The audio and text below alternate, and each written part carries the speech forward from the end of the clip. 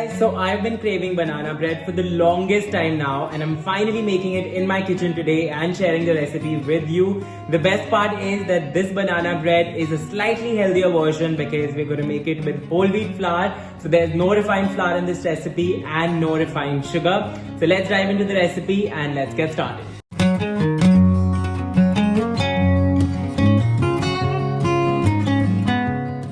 1 teaspoon of baking powder into my whole wheat flour. In goes half a teaspoon of baking soda. And honestly, what is banana bread without some spices? So in goes cinnamon powder and some ginger powder. You can skip these, but it honestly makes your bread taste so much better. And now with a whisk, just mix until everything is nicely combined. This is done. Set this aside, and in a large bowl, I'll add half a cup of butter. Salted butter, make sure it's softened and not too cold and not too hard. I'm also adding jaggery powder or shakkar. Now you need to cream both of these ingredients together. I'm doing this in my stand mixer, but you could just do it with your hand whisk or your electric mixer. Once this looks fluffy, throw in 2 eggs and mix them in. So I'm making my banana bread with eggs, and honestly I haven't tried making this healthier version without eggs. But if you want to make an eggless version, you can try and substitute eggs with 1 cup of Greek yogurt or hung curd, and I think it should work well. And now coming to the star of the recipe, bananas. You need about 5 of them. I like to bake them in the oven at 200 degrees Celsius for 15 minutes until they look like this.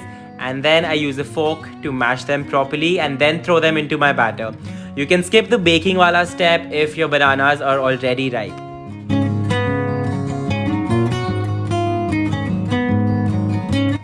Mix in those mashed bananas and add in about a teaspoon of good quality vanilla extract and then beat in half a cup of milk.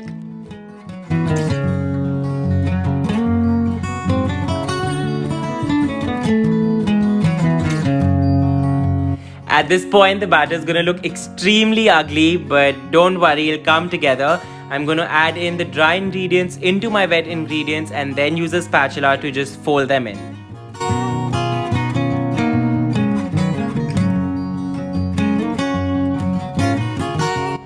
My batter looks good, it's ready, and now I'm going to throw in some walnuts. This is completely optional, but I just love the crunch and the bite that walnuts add to my banana bread. You could add any nuts that you like.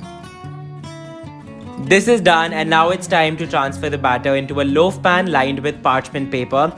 Parchment paper helps me pull out the bread really easily once it's baked, but if you don't have parchment paper, you could simply brush your pan with some melted butter and dust it with flour. My oven was preheating at 180 degrees Celsius, and you need to bake your bread for about 50 minutes until it's really nice and golden brown on the top and a skewer inserted into the center comes out clean.